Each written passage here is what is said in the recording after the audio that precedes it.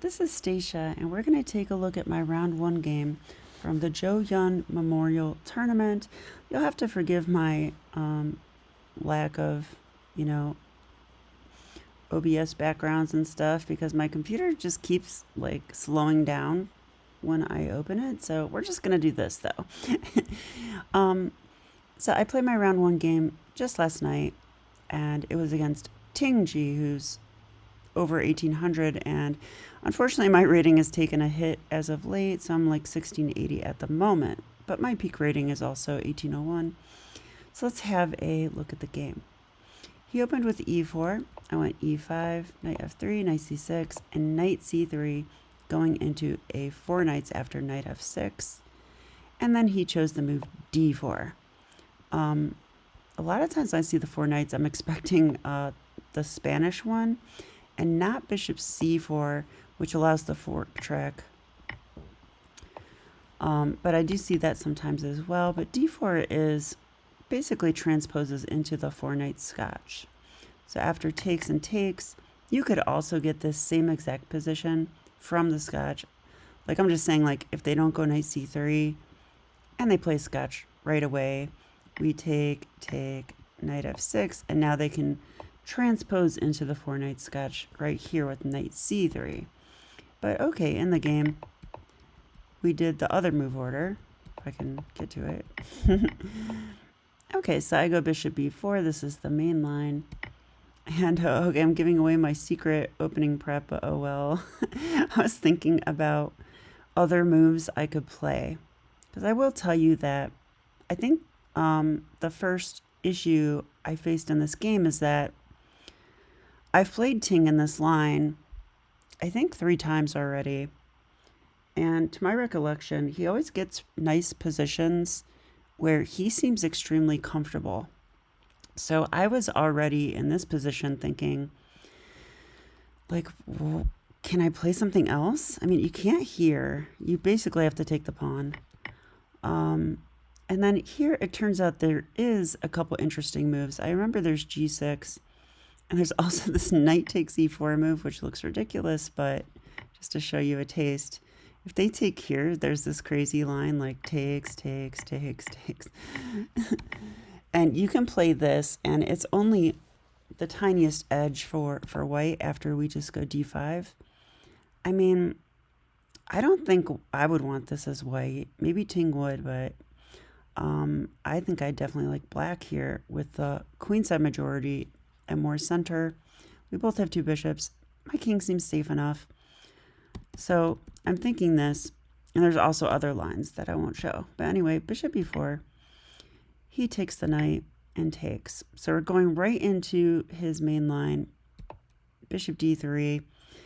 Again, here I could try another move next time. I could try d6 here, which is like more flexible, but to me, kind of more risky too. So d5. He takes, I castle. Okay, so I'm hoping that he'll take here. I don't mind sacking a pawn because I get rook e8 check. You know, just imagine if he blocks with the bishop, we have this. And this is fine for white, but it's more my style of a game, so I would be more than happy to play into that. But so that's why he just castles, and after bishop g4, that's the tempo on the queen. Now, most people play f3 here, and I think that is the main line, but Ting likes to play this knight e2 thing. So this is the 3rd time I've seen him do this move, and I've looked at it a little, but I already knew he would be more familiar with this than me. And also, you know, I like white's position. So I think it's time to take the pawn back, so I did. h3 attacking my bishop, bishop h5. And now c4 by Ting. So this is a good line for white. It fights for the center, and I can't really take the pawn. If I take the pawn, and I want to trade queens or something like this, I mean, I'm just left with this backwards and weak c-pawn. I don't mind isolated pawns, but, you know, this is not a good one. This one's not advanced. It's not providing any outposts for my pieces. Like imagine an isolated queen pawn where it anchors the knight on e4 or c4, and you have pieces behind it, and you have open files for your rooks and stuff. And it's a passed pawn. That's not the case here. It's an isolated c pawn. It's not a passed pawn. It's not doing anything. It's just a weakness. So I can't really take on c4. So that's why I played c6. And if he wants to do this, okay, I have an isolated pawn, but this one is a better version. All right, so queen c2, he played, keeping the tension, and I played rook to e8, which I think is fine, putting pressure on his knight. Yeah, did I even have a threat here? Maybe slightly. I was definitely thinking of some stuff here, but I don't think any of it truly works. Okay, so he played bishop g5. I was a little worried about this move. I kind of wonder if I should have thrown in h6, but the problem with h6 is that, like, let's say I go h6, oops, instead of rook e8. Okay, first of all, it's kind of a waste of a tempo. But second of all, I have to wonder if he could go like g4 here. Let's ask the computer. Yeah, g4 is a move. Saw it flash. Because, like, he could now take and win a pawn, right? And, okay, computer says black's fine, probably because of the weaknesses. But I wasn't all that comfortable with this. I mean, it says let's trade queens. Okay. So,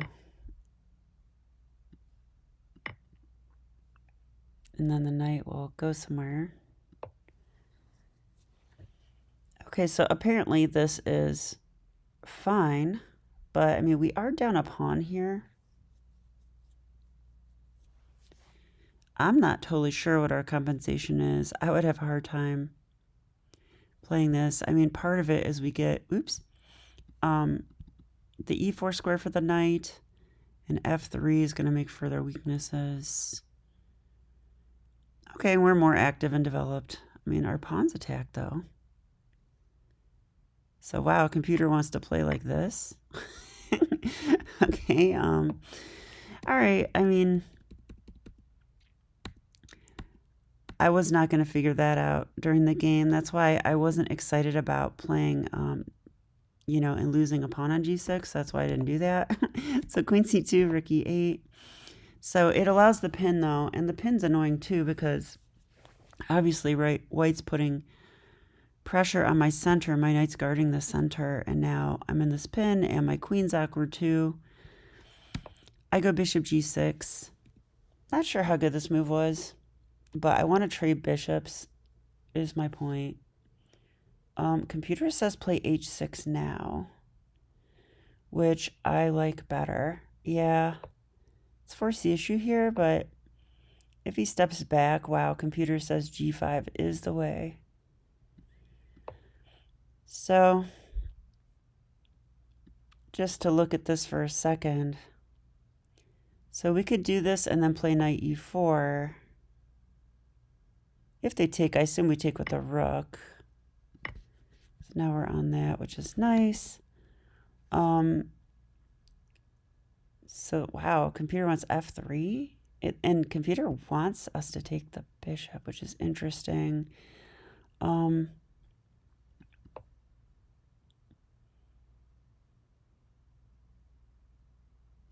Okay, it says bishop g6 here. That is fascinating. Okay, I don't have a lot of time. I have to remember that. I have to go play again. So let's just continue with the game, though. But yeah, so I guess this is like, this is the thing. You can play h6, but after bishop h4, you have to be willing to go g5 and play into that. So I will next time. But after bishop g6, rook fd1. I was expecting him to take. He did this before. And I'm not excited about this position because the bishop's annoying. And, you know, but on the other hand, I guess if he ever takes and gives me king g7, I might have played down the h-file. It's possible. Although I'm not seeing it with the pawn on h3. But okay, but he chose to simply develop his rook, which is correct. Let's turn the engine back off. Now I traded bishops here.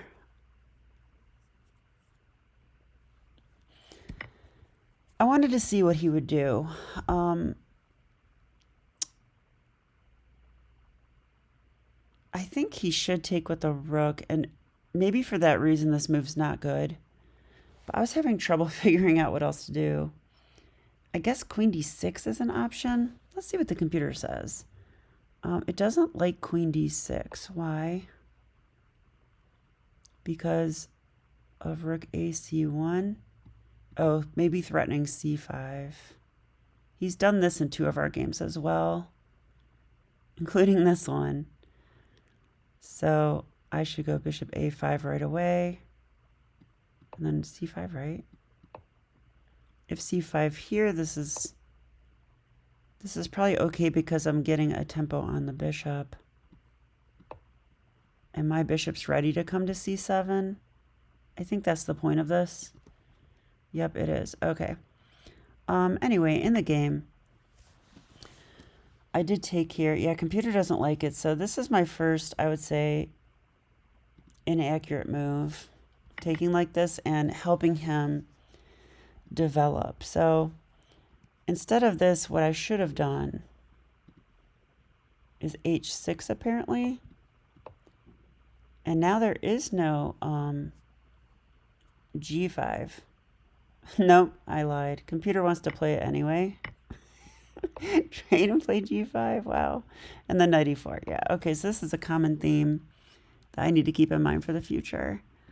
And then the position's equal, I guess. Looks interesting. I'll definitely play that way, because the way this game goes is not good. So let's see. h6, bishop h4. Okay, I went rook c8.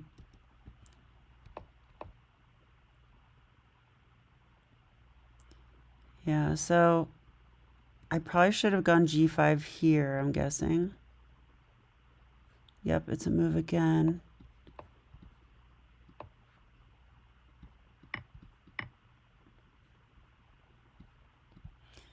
Oh, rook c1. Can I go rook c8? I mean, okay, I guess I could play a position like this.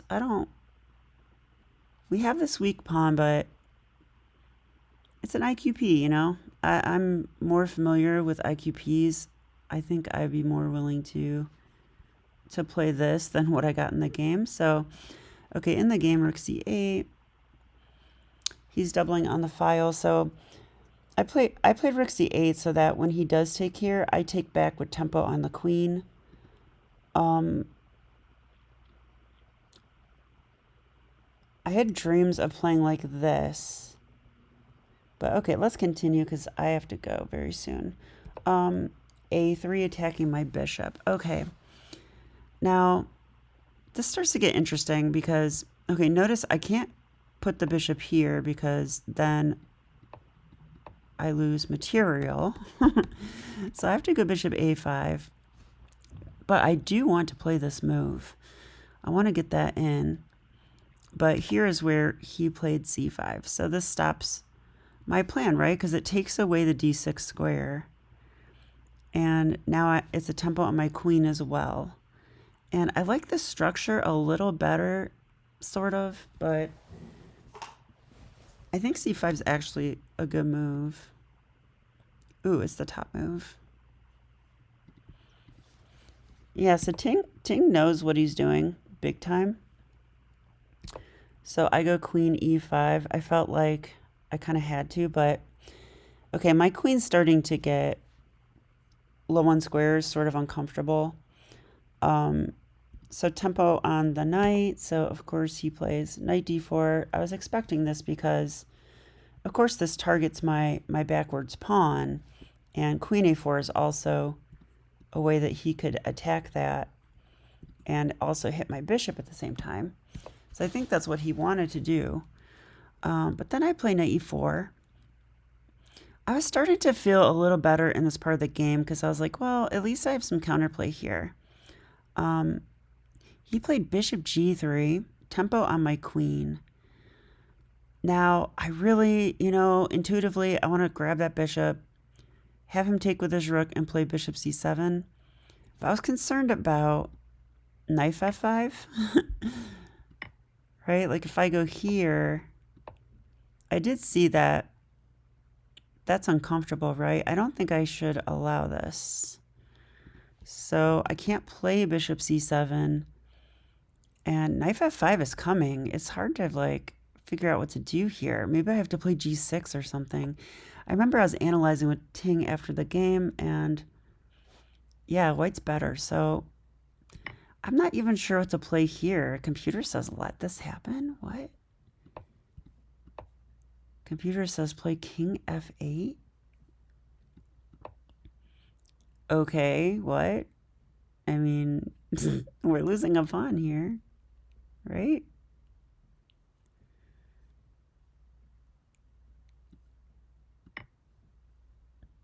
He doesn't escape. Oh, we get him. Oh, I forgot that I kept thinking he escapes. He does not escape. We have our rook on e8. So, yeah. So we actually can play king f8, I think, just to get out of the pin and avoid situations where we go g6 and he takes with check. I do believe that's what's going on here. But okay, I didn't do that though. In the game, I didn't even take the bishop. I decided to keep the tension with queen f6. This is not, again, this is a little inaccurate. And I think the main reason is that, I'm just putting myself in a situation where I have to keep moving my queen because rook f3. Now, I was calculating this.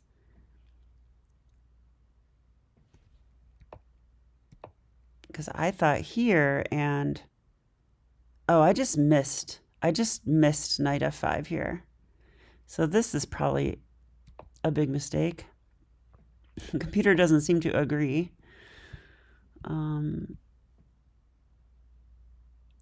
Thinks it's like not that bad, but it's not good. All right, so queen e7, knight f5. Okay, so this is super uncomfortable now. Originally, I wanted to go queen f8 and g6 here because the queen would then defend the pawn. But then I saw like this move, and I can't even take because then he forks me. So what do I do here? This looks really bad to me. Yeah, it is really bad. Okay, so yeah, I'm getting in trouble now. Knight f5, I just go queen e6. And here comes the knight. He's forking me. So my idea was to take here. And I thought, if he takes with the bishop, I have bishop c7, and I'm going to maybe win the pawn. Which is why he took with a pawn, which I think was absolutely the right move. And now, it's a really interesting part of the game, though, because it's like, can I collect this pawn or not? In hindsight, I realized that a bishop anchoring a pawn like this is almost always an asset, a big asset, constituting an advantage. I've had games against Shantan that I also lost because of this. So this is just a really good thing for white, I think, and computer definitely agrees here. So I was thinking of sacking the exchange to win the pawn, but get enough compensation. Turns out my idea is just wrong, though. Bishop e6, rook c1, rook e d8. Yeah, I'm thinking about sacking soon. Rook c3, and now I played a mistake, c5. Okay. This is probably the big mistake of the game because I just missed his idea here. I wanted to play c5. I thought he would do something like this. I would push. He would do something. I'm not going to play the move in the game. Let's just make a random move. I was hoping to go like this and play this position. I mean, I've got like two passed pawns, and to me, I want a pawn. This is compensation. And okay, that's true. It is compensation. But you know what isn't compensation? When I play c5 And he plays rook e3. This is his idea, and it's a nice one. He was provoking me into playing this to block my bishop. And I just missed this entirely. So this was an almost fatal mistake, believe it or not, because now after rook e3, my idea to sack the exchange is not going to work out. I need my queen here in order to do it. And my queen's just going to get chased around. So queen f6. He doubles. Very nice move by him. So I wanted to go, again, I want to play takes, and takes. But I'm getting checkmated, of course. Like, he doesn't even have to take back. He can just play here immediately. Okay, luckily I saw checkmate, so I didn't take the pawn. But I played g6, and I'm like, okay, that stops checkmate, but creates more problems. Yeah, like here. So now I can't attack the pawn anymore. I have to move away. My queen's just getting attacked a lot. I was scared of rook e5 here. I mean, this feels like it's going very wrong. I think computer agrees.